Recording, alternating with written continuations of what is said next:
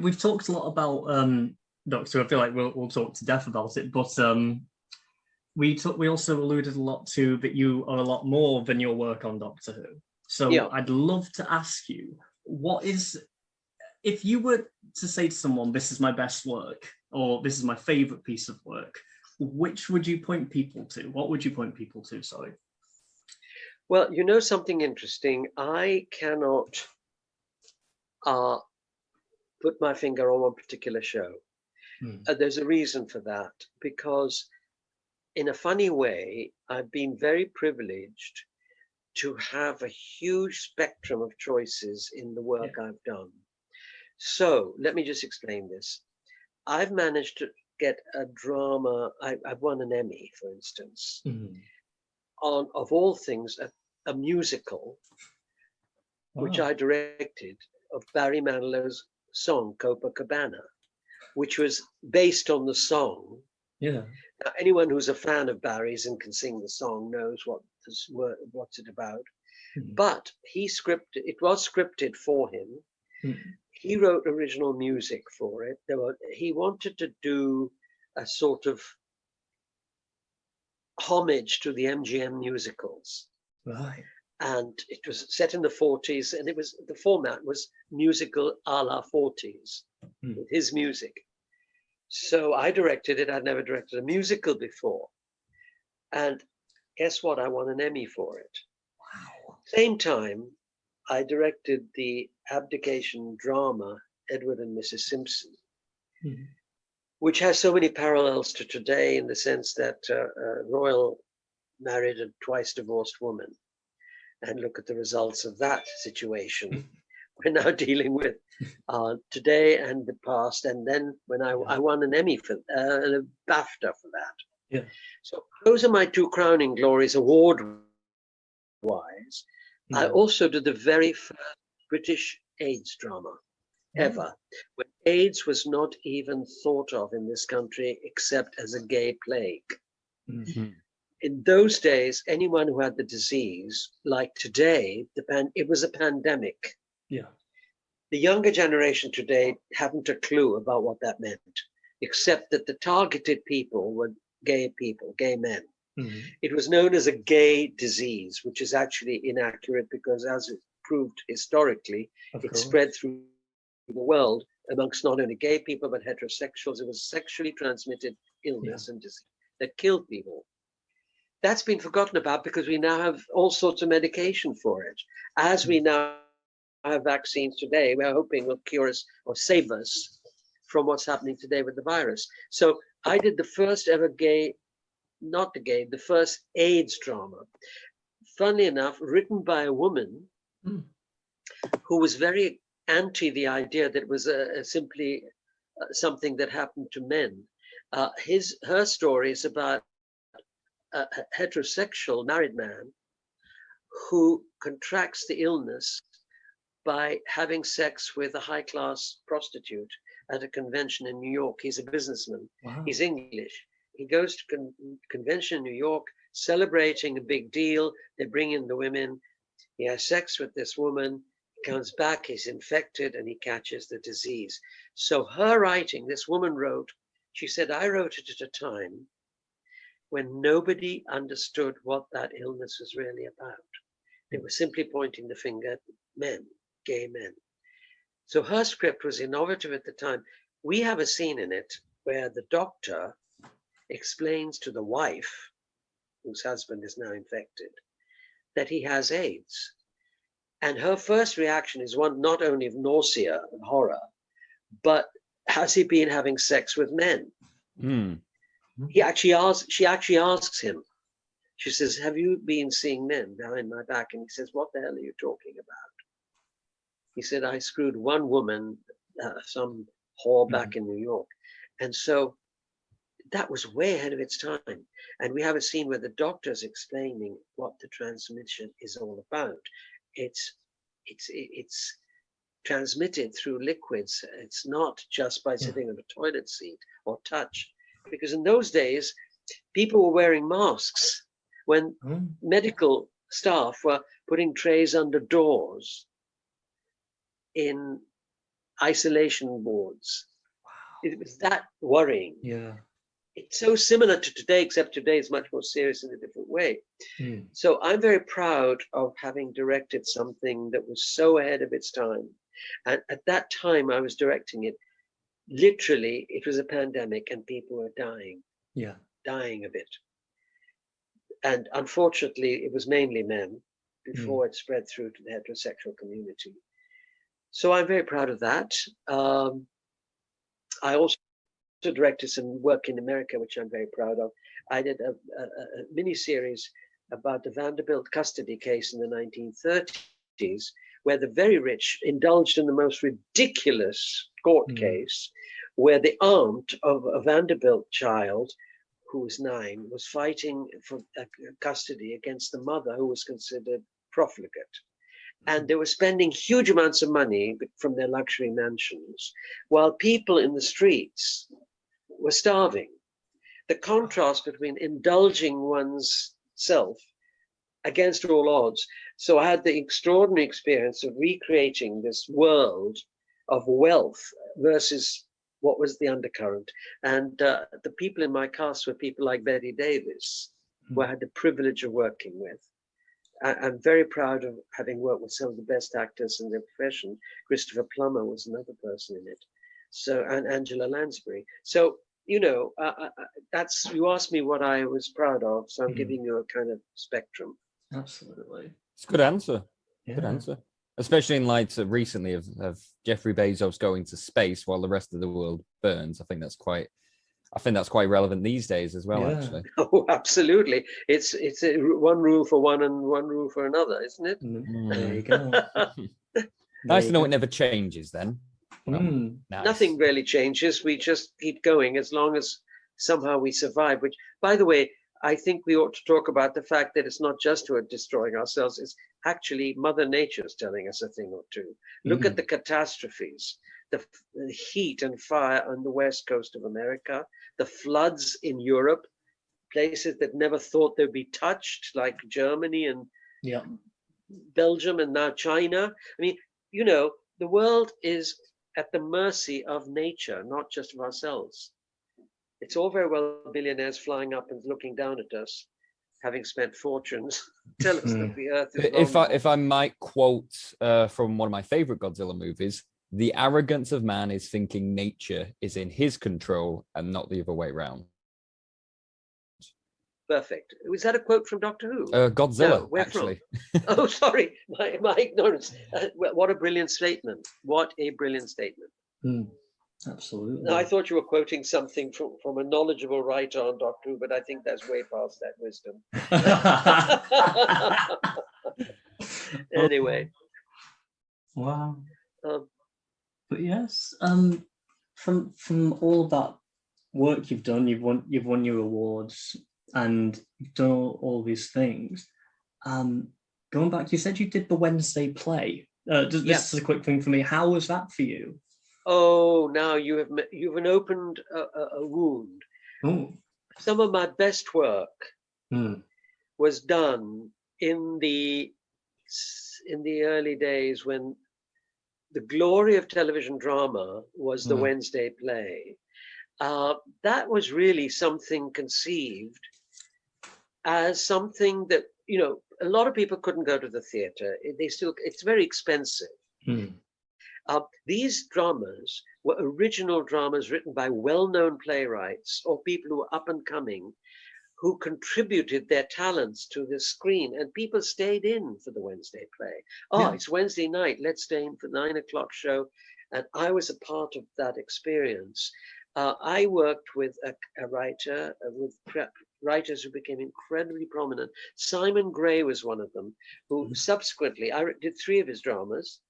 And he then became a very famous playwright, partly because Harold Pinter helped him. And then he wrote his biographies and became a literary person. But I knew him before, when he was just starting. There was another writer called Hugh Whitemore that I worked with. These are people who were up and coming and ended up as very prominent writers. But I would say 2 things about the Wednesday play. For instance, I did 2 that today probably wouldn't even get commissioned. One of them was called Sleeping Dog. about a white colonial couple that come back from Africa, having done their stint of ruling the hordes, and they come to England. This is set in the 60s. So in those days, hotels in Kensington used to put up with people who waited. They were all colonels and their wives, while they were looking for their houses in Surrey to retire to. And this couple turns up from Africa, and they're staying in a hotel, the Lord and Lady, whatever their names were. And he sees his wife talking to the black bartender at the hotel. And as they're there for some time, she's a bit of an alcoholic, so she goes there for a regular tipple. And he keeps watching and realizing that, thinking there may be something going on. What does he do? They finally buy their cottage in Surrey. He invites the black bartender to visit, brings him to the new home where he's seen to it that there's a cellar, takes the black guy down into the cellar, and when the guy's unaware, strangleholds him, forces him to the ground, locks him in a dog collar, chained to the wall, and the rest of the drama is about taunting the black man. Oh, wow. The white man taunting the black man and subjugating him into a state of animalism. Now, you wouldn't be able to commission that today. Yeah. This drama was called Sleeping Dog. It was very, very relevant to the time of Black prejudice. Sounds powerful. I wish I could still have it to show that we haven't changed at all. I know that Steve McQueen is now showing all these shows on BBC, about Black Lives Matter. It's nothing compared to that particular drama. I think people today would be absolutely furious. But I had a fantastic cast. I had a wonderful Senegalese actor called Johnny Seka, who played I said to him, "Are you okay with this? Playing this?" I mean, for me to direct him, being subjugated with a dog collar around his neck, chained to a wall. He said, "Waris, I'm actually acting out my ancestors." Yeah. It's, for me, it's a kind of, exorcism. So I really saw the point of why he was doing it. That's quite powerful. That was one piece that I wanted to tell you. The other one that I did, which way ahead of its time, about a married schoolmaster whose wife is 7 months pregnant, teaches a Catholic kid who was very ultra-Catholic with his widowed mother. He comes to do extra classes to teach the boy extra maths, I think, to that boy's house. And in the process, seduces the kid, destroying the boy. Yeah. And his wife is 7 months, the man's wife is 7 months pregnant. Imagine that. Could we do that now without any kind of repercussion? The whole idea of pedophilia, a respectable man who on the surface is got everything going for him, a wife who begins to suspect that something's wrong. She's 7 months pregnant.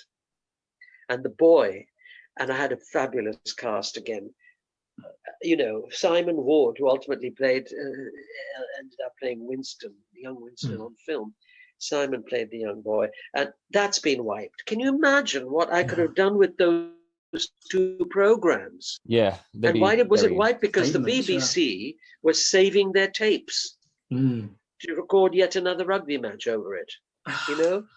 That's opening. I'm quite a big historian in the terms of finding the missing tapes and all the like that. Like for me, Marco Polo is actually one of my favorite. Well, of course, that is still to be found, and that is another loss. My God, after the struggles that we did on the first 4, by the time we got to Marco Polo, there was more money. There was a success factor behind it. We even got a radio. Visually, Times. It looks stunning from the telesnaps. It was stunning, and I'm very proud of it. And we got a cover for Radio Times, which at that time was much sought after.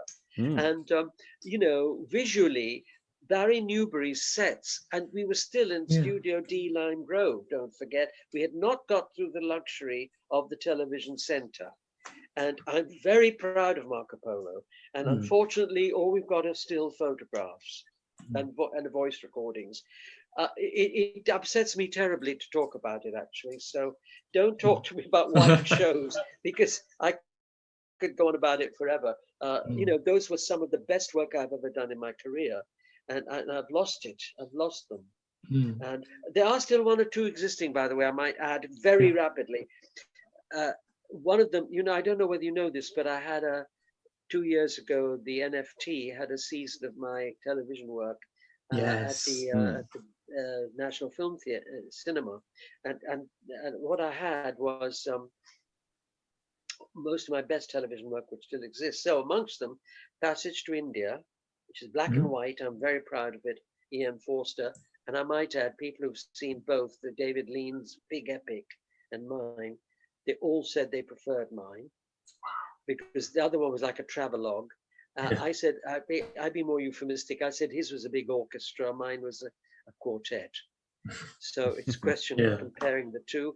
That was one that still exists. It's in the archives. It can be seen at Mediatek at the BFI. Another Wednesday play was salvaged called The Connoisseur, which again, it's about written by an ex-Etonian, by the way, who hated Eton. And he wrote a play about corruption amongst boys. To put it bluntly, young boys being buggered by senior boys. And one of the boys reports it to his father, who, by the way, is the school chaplain in the school.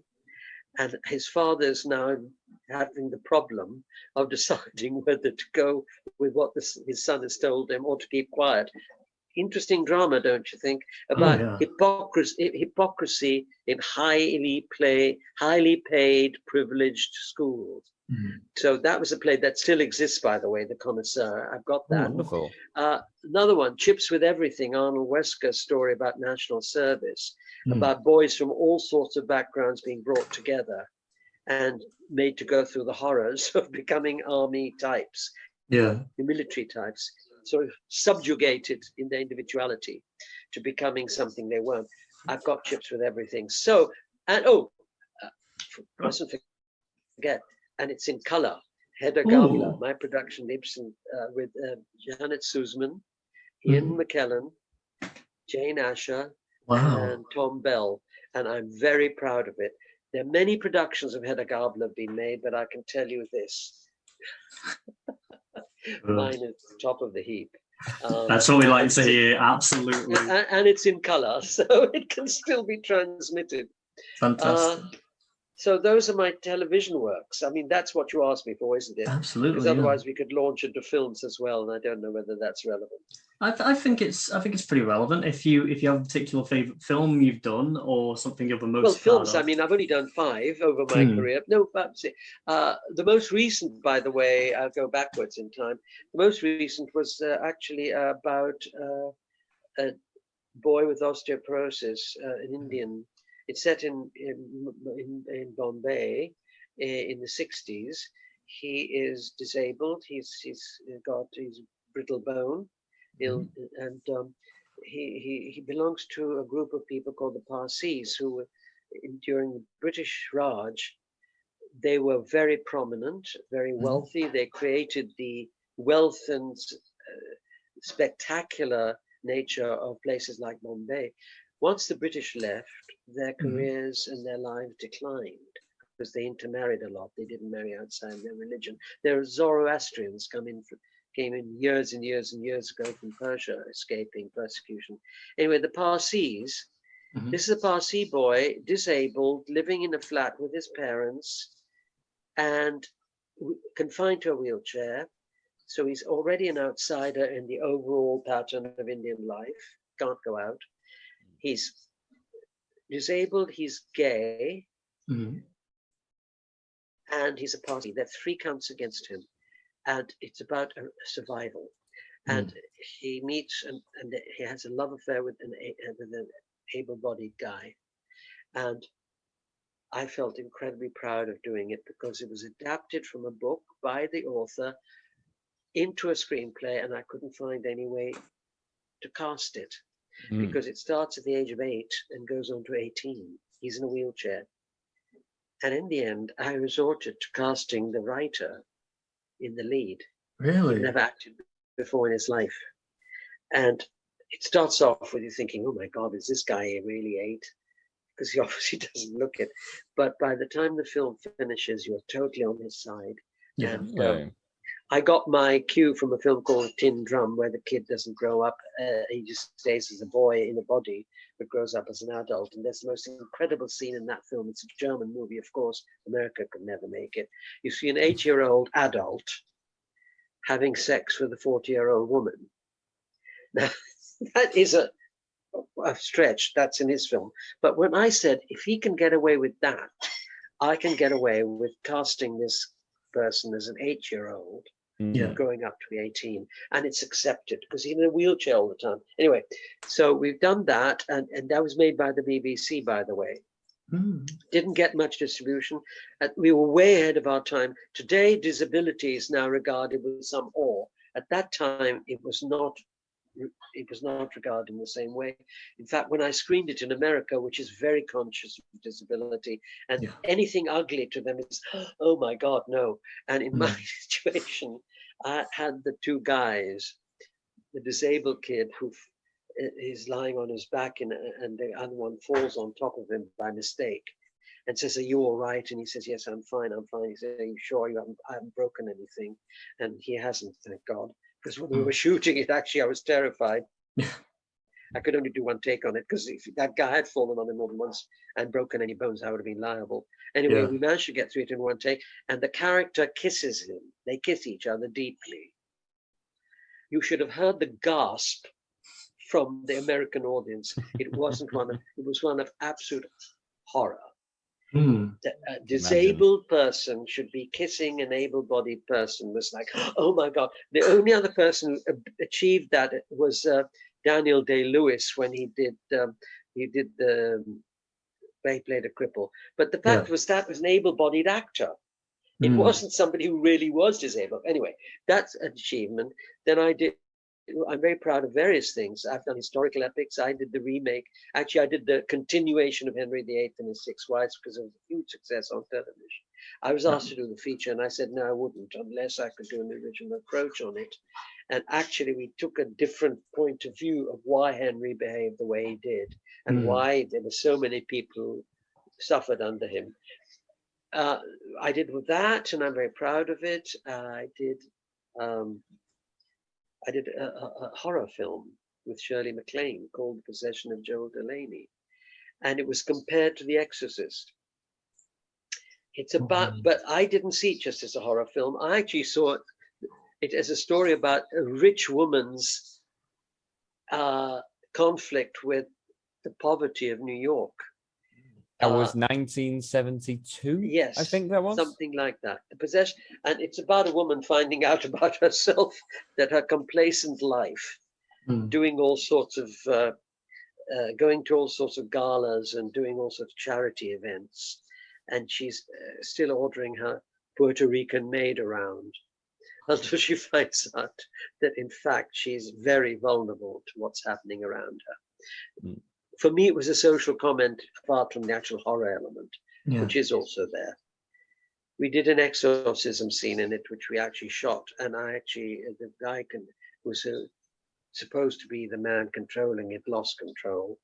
And we had to stop filming because there was something really outrageous going on the location.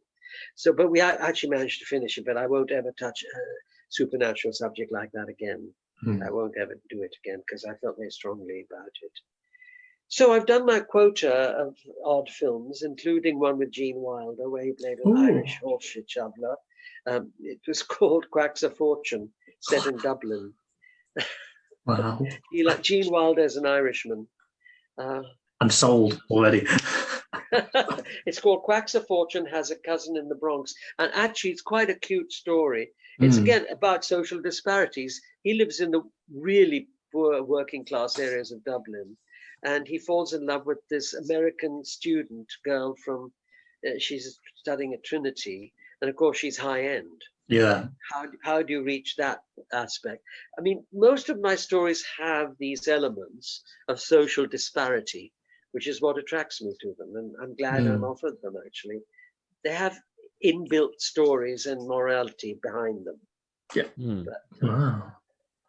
No, that's... I always say character-driven stuff is my personal prayer. I think every story should have at its core a good character thing. Probably why I prefer earlier Doctor Who as opposed to some of the new stuff.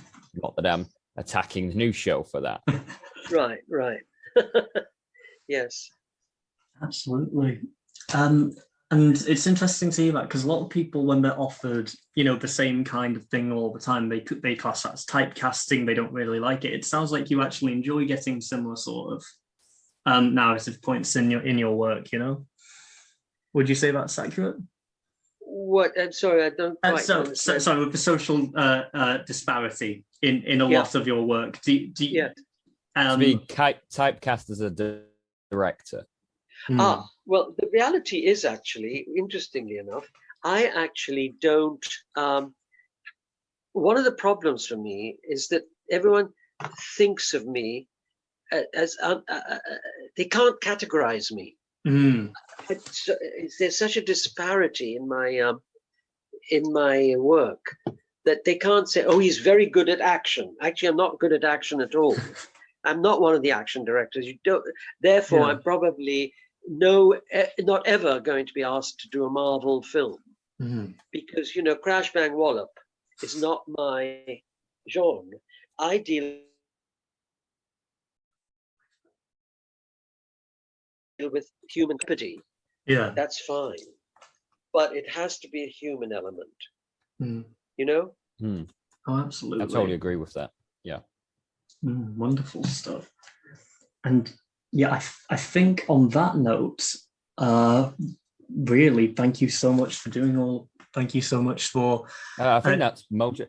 Can I just grab the name of that drama about the disabled man with the abled lover, please? Because I'm quite interested in following that. I didn't give you the name. It's called Sixth Happiness. It was produced by the BBC in conjunction with the BFI. And, yes, I found it. And Sixth Happiness, I would really encourage you to see it, because I'm very proud of it, and it has a lot in it that is something. It's set in India, in Bombay, and therefore I knew a lot about what I was doing. However, interestingly enough, we recreated that world because it's set mainly in a flat. All of that was recreated by the most wonderful English designer, Lynn Whiteread, her name was. She created in a studio here. And the way she did it was she came to look at flats with me in Bombay. And within the space of 10 days of her research, she managed to come back and recreate what she had witnessed. And she brought back a lot of props with her, like doorbells, doorknobs, light switches that you can't get anywhere else. And she recreated that apartment. People seeing it absolutely think we shot the whole thing in India. We didn't. We only had 10 days in India for exteriors. The rest were all in London. And I'm very proud of it, because a lot of British Asians were in it. People who are now very well known, like Nina Wadia plays her sister, his sister.